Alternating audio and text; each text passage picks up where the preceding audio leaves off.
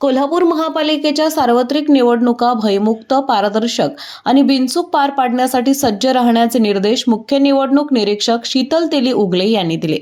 जिल्हाधिकारी कार्यालयात झालेल्या उच्चस्तरीय आढावा बैठकीत त्यांनी अधिकाऱ्यांना प्रशिक्षण आणि समन्वयावर भर देण्यास सांगितले। 15 जानेवारी रोजी मतदान आणि 16 जानेवारीला मतमोजणी होणार आहे। प्रभाग पद्धतीमुळे मतदान आणि मतमोजणी पथकांना विशेष प्रशिक्षण देण्याचे निर्देश देण्यात आले। अल्प कालावधीच्या प्रचारात खर्च मर्यादा आणि सोशल मीडिया मॉनिटरिंग महत्त्वाचं असल्याचं त्यांनी सांगितलं।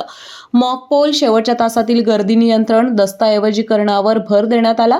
पोलीस अधीक्षक योगेश कुमार गुप्ता यांनी कायदा सुव्यवस्थेच्या तयारीचीही माहिती दिली। नाक्यांवर कडक तपासणी आणि स्ट्रॉंग रूम सुरक्षेवर भर देण्यात आला आहे।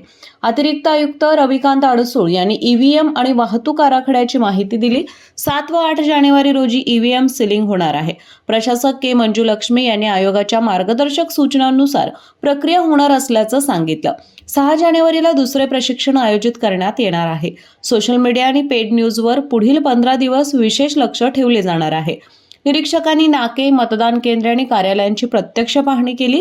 या बैठकीला सहाय्यक निरीक्षक गणेश निराळी, अतिरिक्त आयुक्त शिल्पा दरेकर, उपायुक्त परितोष कंकाळ, किरण कुमार धनवाडे, शहर अभियंता रमेश मस्कर, जल अभियंता हर्षजित